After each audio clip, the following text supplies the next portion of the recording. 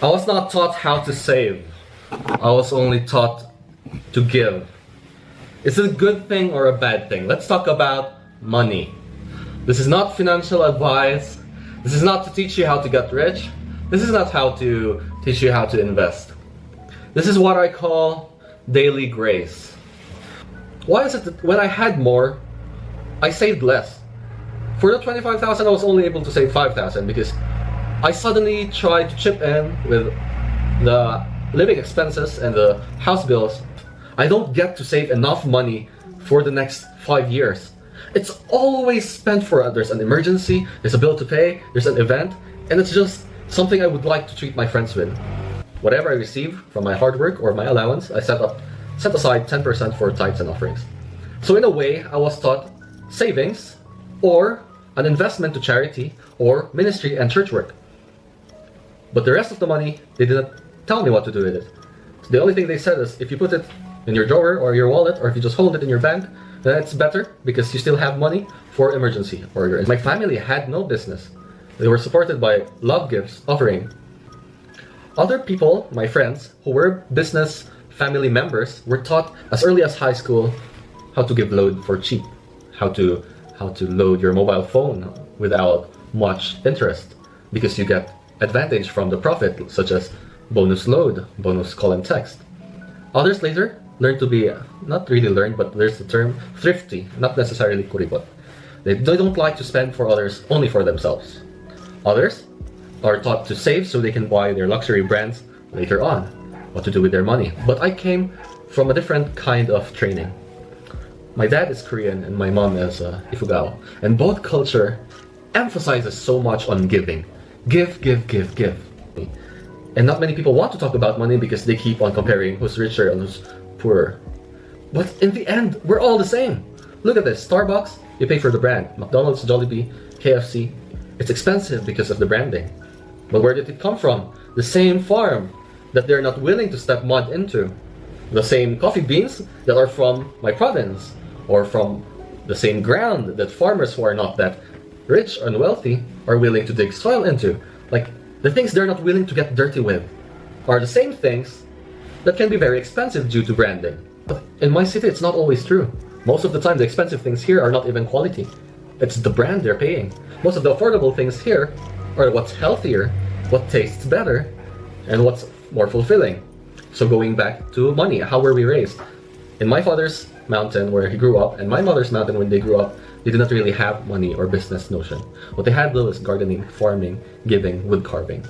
So they would make the sugarcane extracts and make it called like sugar syrup, go to town and sell it for as low as 5 pesos during their time to whoever tourists are there. And according to my grandfather, he told his children, if they're not willing to buy, just give it for free. Do not come home holding the things that we meant to give away. I grew up with the culture of the more I give, the more blessings I receive, without expecting it from a certain person. And that's why no matter how hard I try to save for the next years, I always end up having this habit of spending it for the day.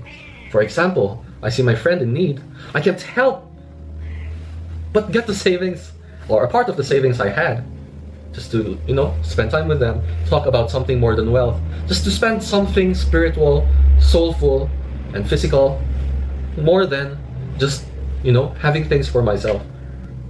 And in the end, it builds more trust. Now, I'm not saying this is a good thing in business to do always, because you can't spend your capital, you can't spend your savings just giving people for free. You need something to survive. But my family had not been an expert in that. When they try to sell something, it's always for a cheap price. They always give more quantity, let's say chicken. They give them the biggest amount of the meat and the skin, because they see more of the person as their family member. But money-wise, they suffer from it because they were not taught to make business by making money out of people. When I resigned from work, I didn't know where to get money. I tried looking online, applying for jobs. But the more I try, the harder it is to get it. Suddenly somebody messaged me. Oh, I'm going to give you some work to do. Are you free? Are you busy? And I'm like, wow, it's like somebody's really guiding me. And after this project for 1 month, I already don't know what to do again. Suddenly my YouTube gets monetized. Suddenly somebody bought the book I just shared. the tutorials I give for a low price. Then it's good again for another month. It's good also to treat my friends who are in need. Not that I'm sufficing their needs, but like for the one time I've seen them after a long time, it's exactly, what I have, and we enjoyed life together. Now it's a bad thing for me in the case where I spend everything I have and I don't have any savings. That's the bad thing. So I learned about, investments, I learned what crypto is, I learned what insurances are. I tried to educate myself financially without anybody teaching me. And I think that's a good thing to have knowledge and information of, so we don't always live under the umbrella of others. And then it suddenly came to me, the realization of, how about funeral costs? We're getting old each day. Who will take care of me when I die? Who will shoulder the expenses? Or if my family member dies, or a friend? What can I do? I don't want ever to be in debt. I don't ever want to loan debt unless it comes back immediately as a return. Because my family members and my relatives, I've seen them all, friends, destroyed by debt. Because I might not know how to handle it properly. But I'm really good in investing on daily needs. So maybe that is where God put me as of the moment. I will give you just enough for what you need this day, this week, this month. And when it's going to get depleted, I'm going to provide again another thing. It keeps my ego in check. There are so many people whose ego and character changes when they instantly have a lot of money. They already have, they get greedier, they bet it, they get greedier, they invest it, they get greedier.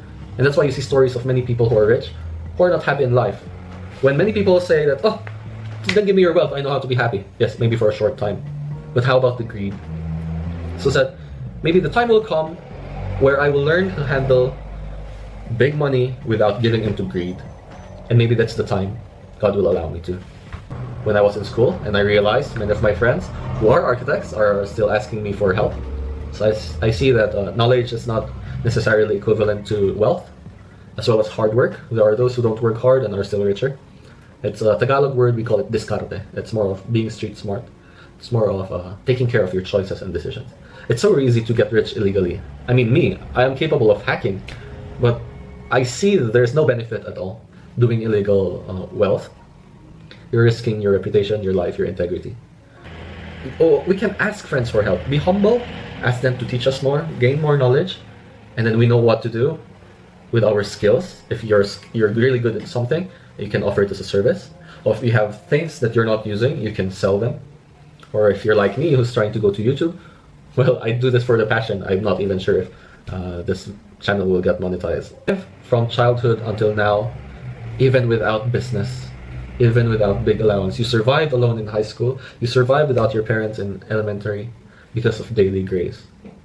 And I want to give back to my parents. As I told in my other video to my future self, our parents don't really know how to be parents immediately. They learn as they go, so we can't always blame them if they fail, because we ourselves are going to experience failure. And when we grow old, we don't like people to be judging us. We want them to be encouraging us and still supporting us. And we can do that as early as now to them as well. Yeah, so don't be in love with the money, but learn how to be financially free. Okay? But always remember daily grace.